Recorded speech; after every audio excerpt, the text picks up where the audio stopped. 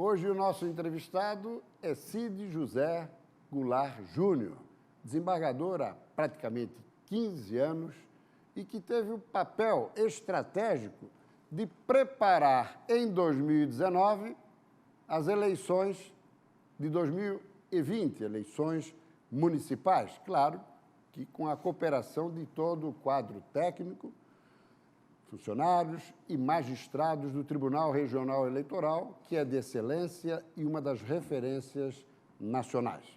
Desembargador, satisfação tê-lo aqui. Igualmente, amigo. Foi um ano de muito trabalho, né? Tem sido para nós uma experiência intensa, na verdade, porque eu próprio não imaginava que as preparações de eleições demandassem um trabalho dessa magnitude. Realmente é o trabalho acaba sendo mais intenso até na véspera, no ano que antecede o pleito, né?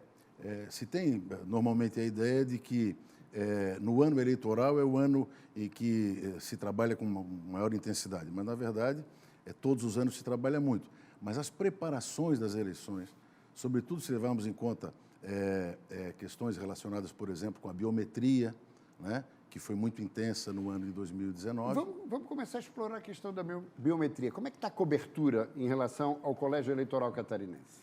Nós temos hoje, Prisco, em torno de 80%, aproximadamente 81%, de eleitores já biometrizados, o que representa em torno de 4 milhões de eleitores. A intenção é a cobertura total até 2020? Até 2021.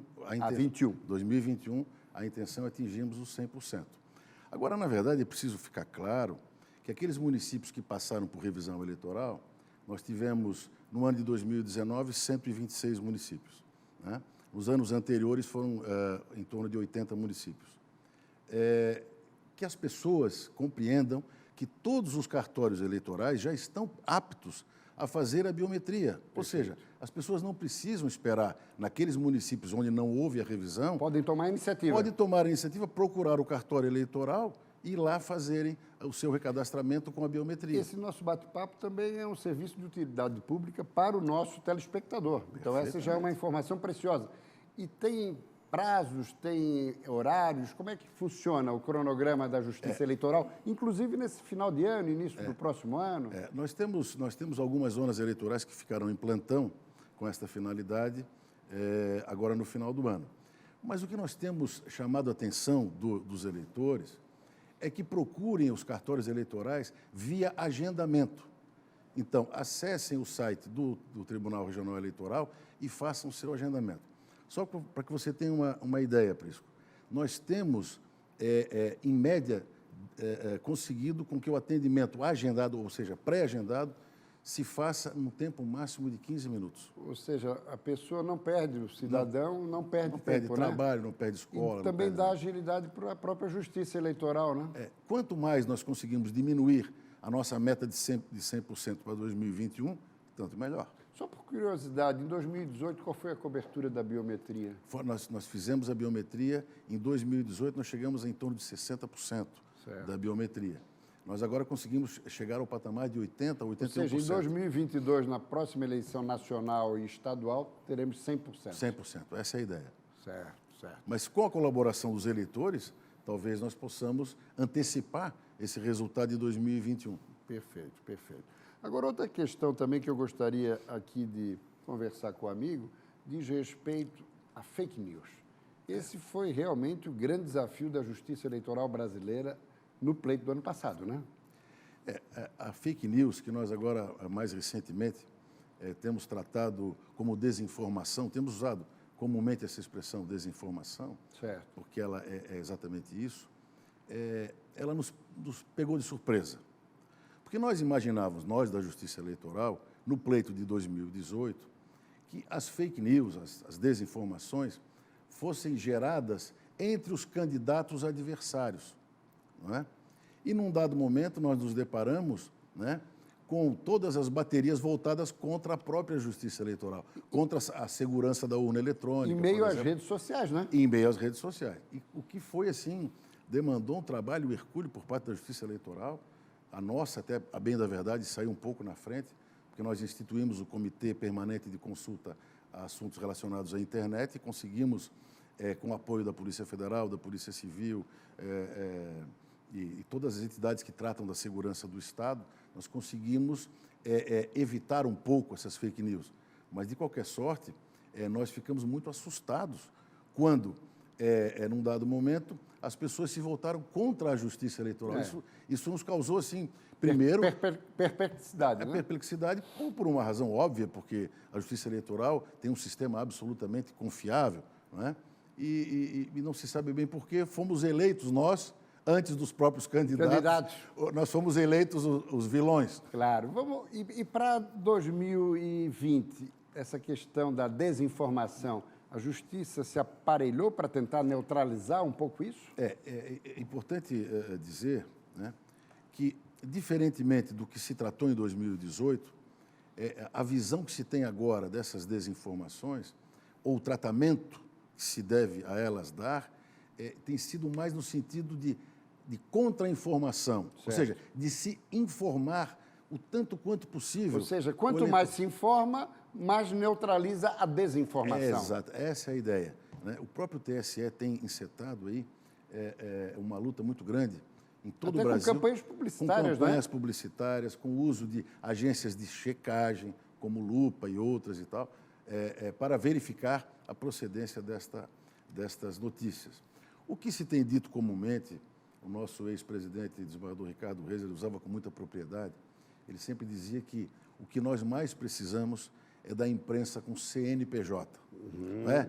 Da imprensa que tem endereço, que tem profissionais, que, enfim, né? E funciona como deve funcionar. E que age alicerçado numa credibilidade que é indispensável numa hora dessa, né? Exatamente. Então, a gente tem sempre buscado o apoio incessante da imprensa. Perfeito. Né? De certa forma, o que estamos a fazer aqui hoje, por exemplo, claro, não foge desse contexto. Exatamente. Né? Nós estamos aqui buscando apoio, né? Mostrando que nós precisamos da participação da imprensa ao nosso lado para que a gente evite prejuízos ao eleitor e mais que isso, e prejuízo ao resultado das eleições. Ao próprio processo democrático, né?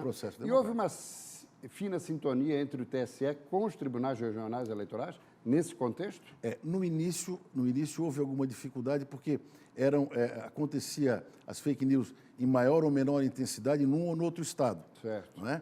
E quando isso tomou um vulto maior, o TSE imediatamente entrou em ação, né? E coordenou todas as ações. Né? Santa Catarina, de certo modo, foi um pouco privilegiada, porque, como eu disse há pouco, nós nos antecipamos a esses acontecimentos, criando um conselho consultivo da internet. Agora, pegando carona naquela sua observação da Justiça Eleitoral como vilã e a questão também da urna eletrônica, dá para confiar 100%?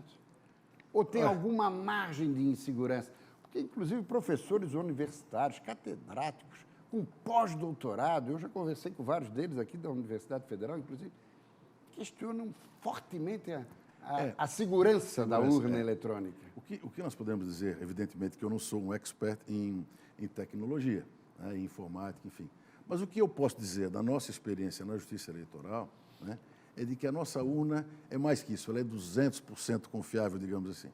Só para que você tenha uma ideia, o TSE, há muitos anos, lança um desafio, né, a qualquer cidadão brasileiro que tenha conhecimento na área, né, para que se habilite junto ao TSE para fazer uma experiência e comprovar na prática que é possível violá-la.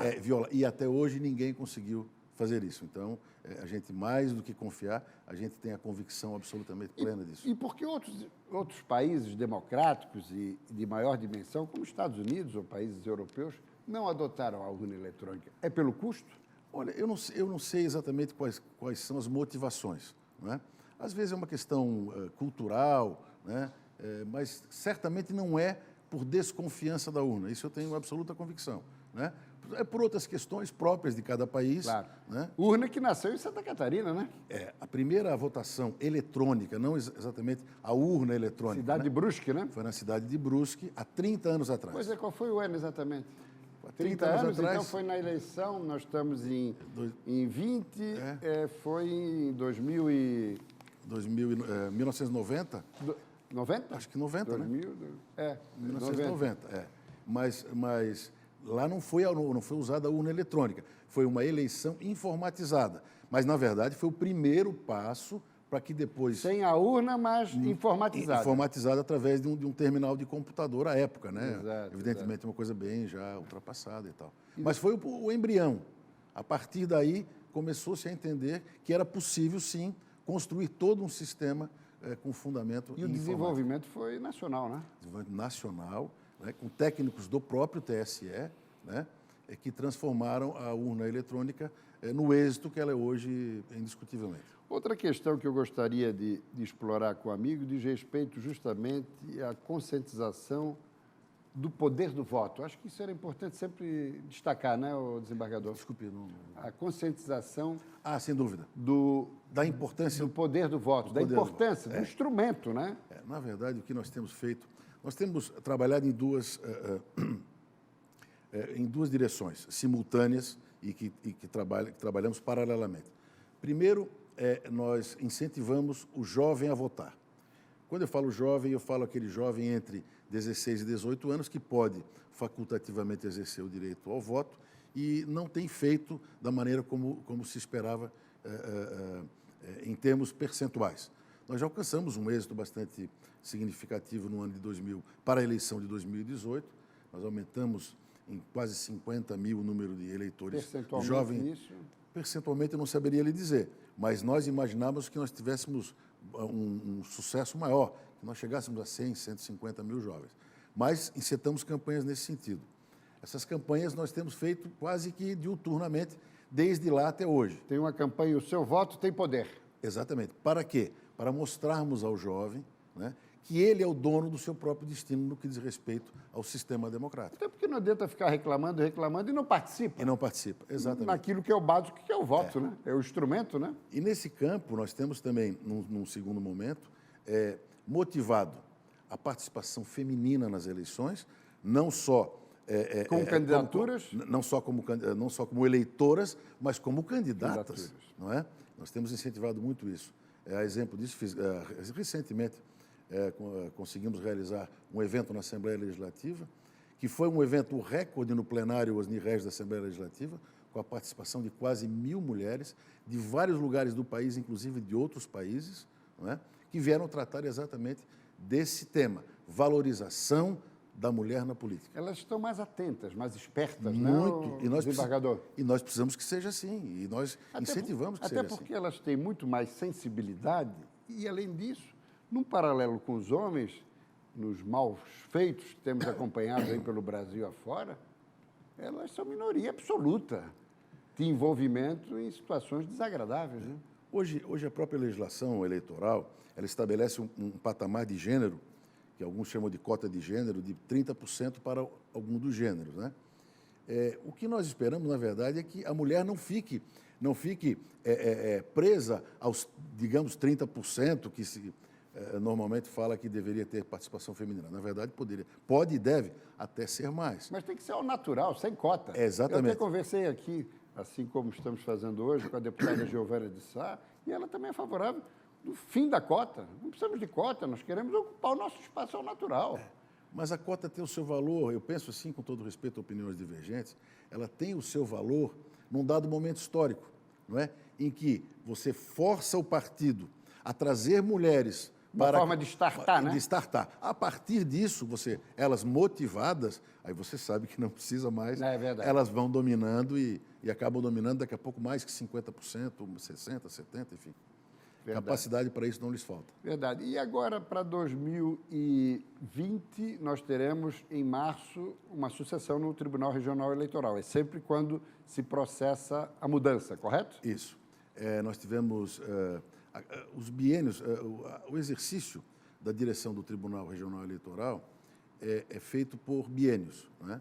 Então, por exemplo, o meu biênio iniciou-se em março de 2018 e concluirei este biênio em março de 2020, dia 11 de março. Para tanto, já está eleito o novo presidente, que é o desembargador Jaime Ramos, que atualmente é o vice-presidente da Corte e assumirá a presidência a partir de 11 de março de 2020. Perfeito. Já com as eleições devidamente prontas. Prontas.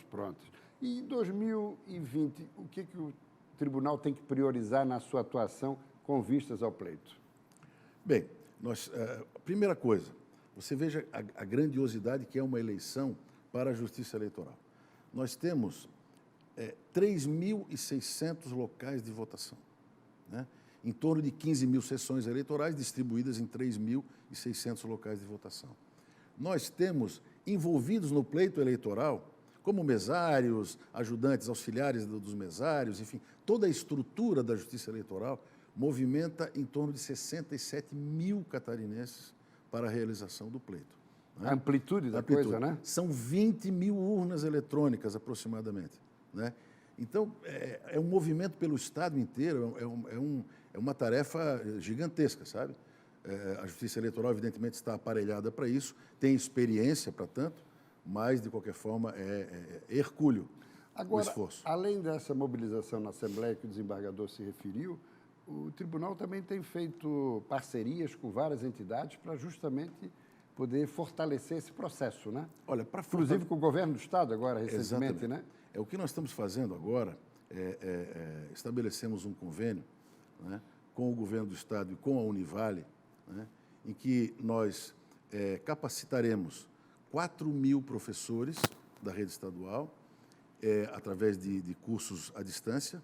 E 40 mil alunos também, 40 mil alunos e todos os servidores da Justiça Eleitoral. Para quê? Para que nós discutamos nas escolas, não é, direitos humanos e política. Não é? E isso vai culminar, Prisco, com a realização de eleições simuladas nas escolas, onde existirão os candidatos, os partidos, enfim, nós faremos uma eleição simulada nas escolas estaduais. Isso serve também para despertar o pequeno jovem já para frente, né? Para os alunos do ensino médio, esse é destinado, o público específico são os alunos do ensino médio. E é a semente de um projeto, né? Porque, na verdade, o que se estuda já, né, é que depois se possa fazer, talvez, em todas as escolas da rede estadual de ensino, de maneira a motivar o jovem. Aí vem aquilo que eu dizia há pouco, quer dizer, o jovem de 16 anos, bom, aqui é uma eleição simulada, então eu já entendi como é que as coisas se processam, qual a importância da participação na política, que você sabe perfeitamente que é fundamental. Fundamental. Não é? Então, ele vai se motivar, inclusive, a se cadastrar como eleitor.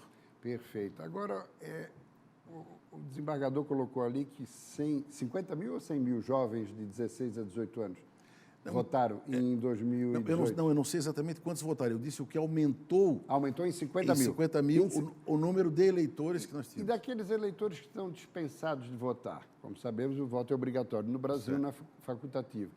Em relação aos idosos, isso tem aumentado, tem baixado? Como é que está isso? Eu não tenho um dado nesse momento para te fornecer.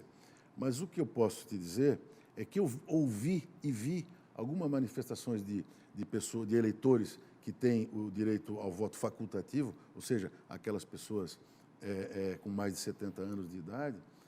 Ouvi ao longo das eleições de 2018 e vi várias pessoas, né, dentro dessa característica, participando ativamente e se dizendo, inclusive, não, é uma obrigação minha, eu me sinto obrigado a participar do processo eleitoral. E isso é fundamental, porque a gente percebe, não vamos generalizar, mas o jovem com esse mundo globalizado, digitalizado e muito tecnológico, a gente observa, às vezes, o jovem um pouco alheio.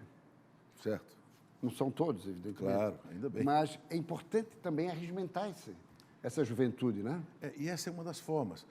Nós precisamos, por exemplo, veja, Prisco, uma das coisas que eu acho fundamental, e eu sei que já há estudos nesse sentido, né, para que você, por exemplo, insira na grade curricular do ensino público, o ensino médio público, né, disciplinas a respeito das eleições, do direito eleitoral, Bacana. Enfim, como modo de você criar esta cultura, né, desde a mocidade, né, no sentido de despertar nas pessoas o sentimento de responsabilidade ou de corresponsabilidade com os destinos da nação. Agora, teve outro projeto também que o TRE encampou, a Justiça Eleitoral, que foi o Qualifica, né? O Qualifica é um exemplo de sucesso, Prisco. E aqui eu não vou ser nem um pouquinho modesto.